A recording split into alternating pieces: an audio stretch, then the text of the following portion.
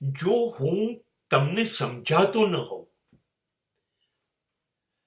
જો તમને એમ થાય કે આ વિરોધાભાસી માણસ છે, ઘડીકમાં આમ કહે છે, ઘડીકમાં આમ કહે છે, ઘડીકમાં આમ કરે છે, ઘડીકમાં આમ કરે છે, આનું કશું જ નક્કી નહીં.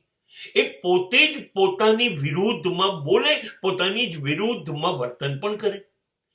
આવું બધું જ્યારે તમને થાય કે હું તમને સમજાતો નથી,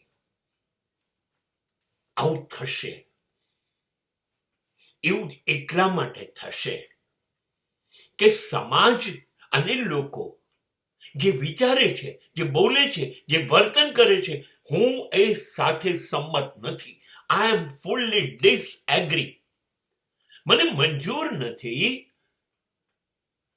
અને એટલે ઘડીકમાં હું હા કહું છું, ઘડીકમાં હું ના, ઘડીકમાં હું આમ કરું છું, ઘડીકમાં હું આમ નથી કરતો.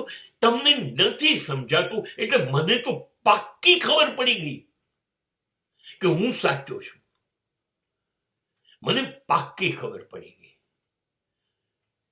કે મારી પાસે સત્ય છે અને સત્ય કોઈને સમજાતું નથી.